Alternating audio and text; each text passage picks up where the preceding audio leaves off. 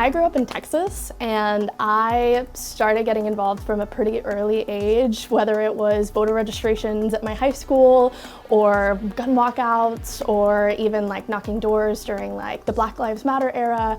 So I've always been a little bit involved, and ever since I moved to the city, I've bounced around between a few things and done a few projects, but when I found 5051, I think the message really resonated with me. It's this idea that we're not an organization, we're a movement. And whatever we do is to benefit the movement and not us. We don't fundraise.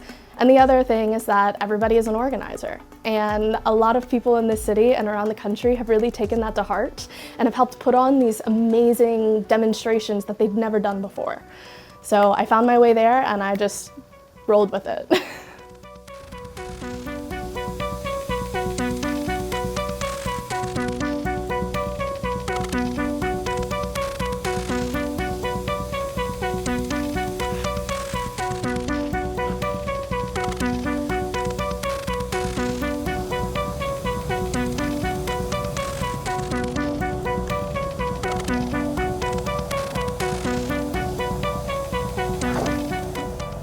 I've been involved in No Kings and the hands-off protests since the very beginning, just with my involvement in 5051.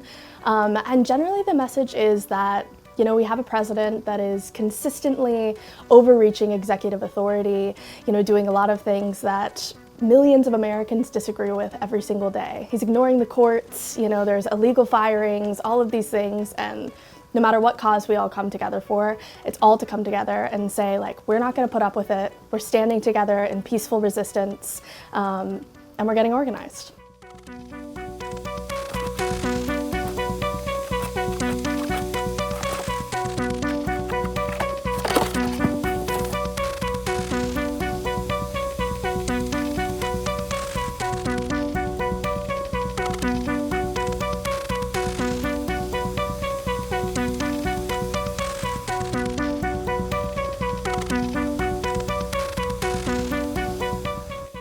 Honestly, what drew me to No Kings was the fear of what happens if we don't stand up.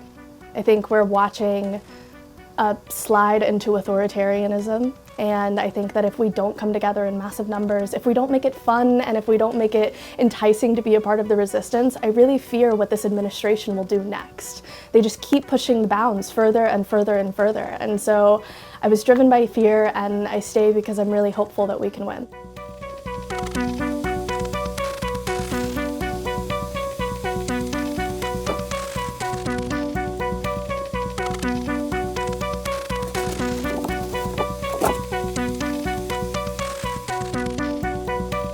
A lot of people are feeling really hopeless right now, and the thing that makes me feel less hopeless is being involved and being in a community of people that feel like, as crazy as it is what we're up against, that we still have a chance at winning.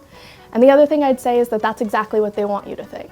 That is exactly what the administration hopes that everybody sitting at home thinks right now. What does it matter if I go to the protest? What does it matter if I scan the QR code on the side and find out what's next? What does it matter if I sign up for Ice Watch in my neighborhood or sign up to volunteer?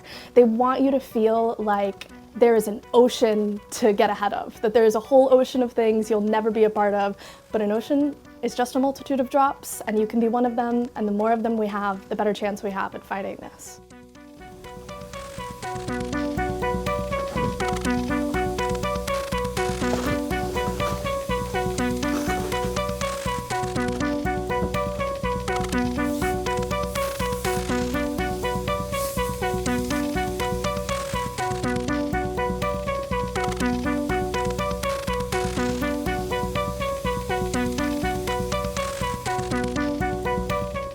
What we're doing is nonviolent, peaceful protesting. There's going to be a ton of joy and a ton of diversity.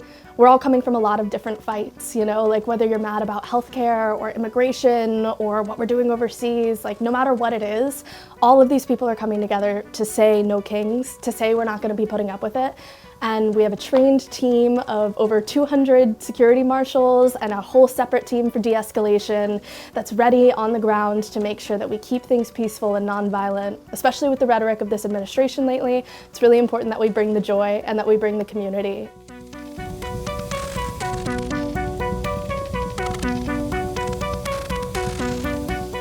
I think last time the official estimate was around 150, 175,000 people, based on a bunch of crowd counters that we have. And it's really hard to estimate because not all of them RSVP.